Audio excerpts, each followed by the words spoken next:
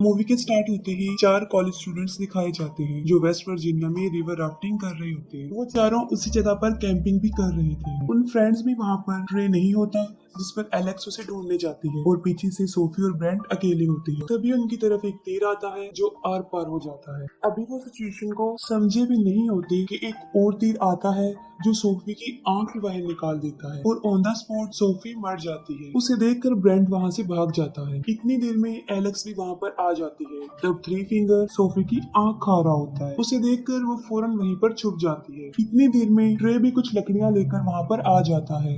वो three finger उस पर भी अटैक कर देता है। वो किसी तरह अपनी जान बचाकर जंगल की तरफ भागता है, लेकिन थ्री फिंगर उससे भी पकड़ के मार देता है और ब्रेंट भी इन म्यूटेंट्स के ट्रैप में फंसकर उनका शिकार बन जाता है और उन फ्रेंड्स में अब सिर्फ एलेक्स ही जिंदा बचती है। इसके बाद वेस्ट वर्जीनिया की जेल को दिखाया जाता है जहाँ पर कुछ कैदियों को लेकर दूसरी जेल में ट्रांसफर करना था और ये जिम्मेदारी 3 पुलिस ऑफिसर्स को दी गई थी। वो टोटल कैदी 5 थे, जिनमें एक था जेविस जो माफिया ऑर्गेनाइजेशन का हेड था और ये सब कुछ उसी के लिए हो रहा था। उनका ट्रांसफर 2 हफ्ते बाद होना था, लेकिन पुलिस को ये पता चलता है कि जेविस के आदमी रास्ते में बस को हाईजैक कर सकते हैं और वो जेविस को छुड़वाकर ले जाएंगे और यही वजह है कि उन्होंने इमरजेंसी ट्रांसफर प्लान किया और साथ में अपना रूट भी चेंज कर दिया और उनका नया रूट वो खतरनाक भी था, यानी पेपर मिल रोड। वो सब कैदियों को बस में बिठाकर वहाँ से चल पड़ते हैं। रास्ते में वो एक पुलिस स्टेशन पर स्टॉप करते हैं और वहाँ पर उन्हें शेरिफ कार्ल और डेप्यूटी लेन मिलते हैं और वहीं हमें थ्री डोर्स भी दिखाया जाता है जो थ्री फिंगर का नेफ्यू है और ये वही है जो पिछले पार्ट में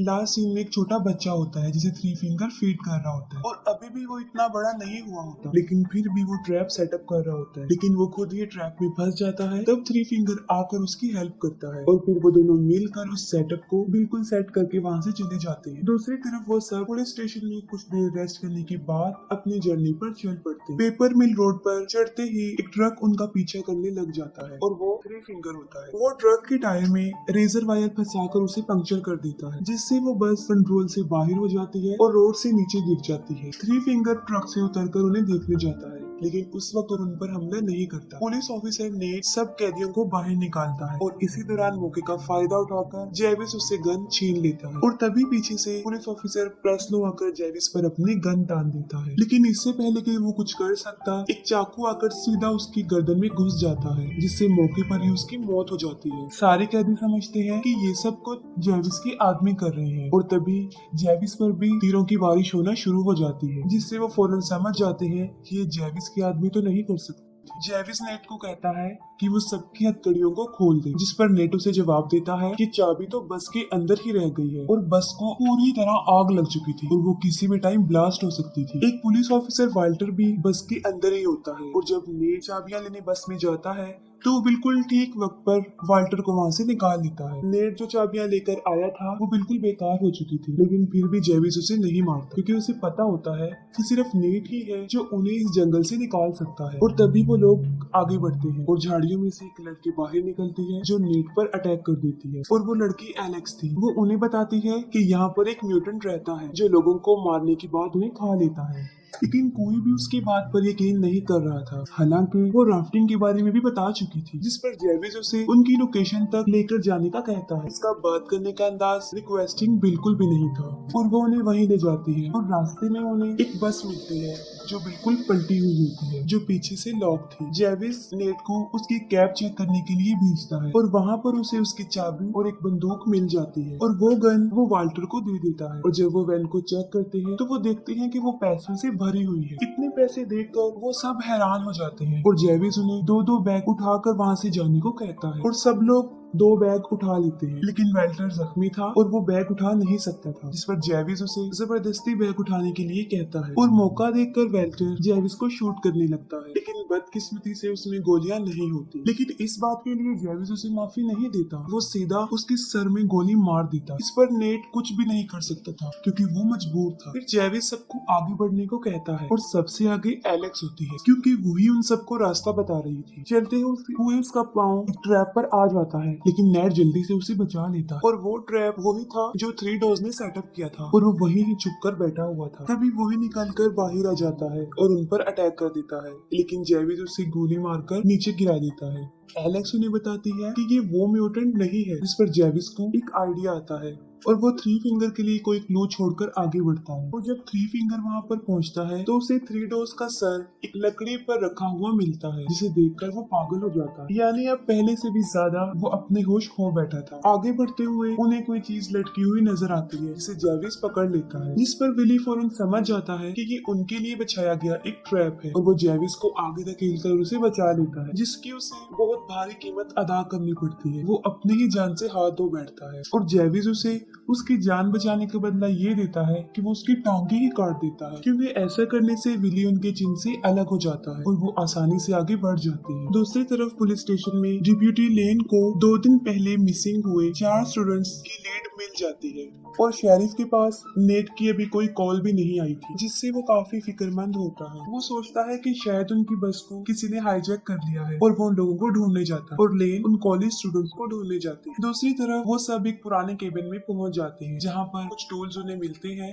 और वो उसकी मदद से अपनी जंजीरों को काट देते हैं। वो थोड़ा आगे बढ़ते हैं तो वहाँ पर थ्री फिंगर का ट्रक होता है। हालांकि उन सबको पता होता है कि ये उनके लिए बिछाया गया एक ट्रैप है, लेकिन फिर भी जेविस जबरदस्ती एक कैदी क्रॉफोर्ड को आगे भेजता है। जैसे ही वो थ्री फिंगर के ट्रक के पास जाता है, थ्री फिंगर उसे रेजर वायर में फंसा कर ट्रक को वहाँ से ले जाता है और ट्रक को सड़क पर ले जाकर पूरी स्पीड से क्रॉफोर्ड को सड़क पर घसीटता है और वो इतनी शिद्दत से घसीटता है कि जब तक कि वो मर ना जाए। पीछे से मौका देकर फ्लड पर जेविस पर हमला कर देता है और तब एलेक्स और नेट वहाँ से भाग जाते हैं। जेविस फ्लड को इतना मारता है कि वो अधमरा हो जाता है। एक और कैदी उसे वहाँ पर वैसे ही छोड़कर चले जाते हैं। शेरिफ उस बस पर पहुंचकर सारी इंफॉर्मेशन को आगे ट्रांसफर कर देता है। ये करने के बाद वो अपने डॉग को लेकर नेट को ढूंढने जंगल में चला जाता है। ब्रेंडन जेविस को कहता है कि उन्हें पैसों को यही छोड़कर नेट को ढूंढना चाहिए। जेविस उसकी बात मान लेता है और पैसे को कुछ टाइम के लिए वहीं पर छोड़ देता है और आखिरकार वो नेट को ढूंढ लेते हैं। जेविस उसे मारने ही वाला होता है कि नेट उसे बताता है कि यहाँ पर एक वॉच टावर है जहाँ से हम वो किसी से कांटेक्ट कर सकते हैं। जेविस उसे आखिरी मौका देता है और फिर वो उसे वहाँ पर लेकर जाता है और जैसे ही वो सब वहाँ पर पहुँचते हैं, वो देखते हैं कि वॉच टावर जलकर बुरी तरह राख हो चुका है और इसे उन तीनों म्यूटेंट भाइयों ने जला दिया था। वहाँ पर कुछ ना मिलने पर जेविस नेट को शूट करने लगता है, लेकिन बिल्कुल सही टाइम पर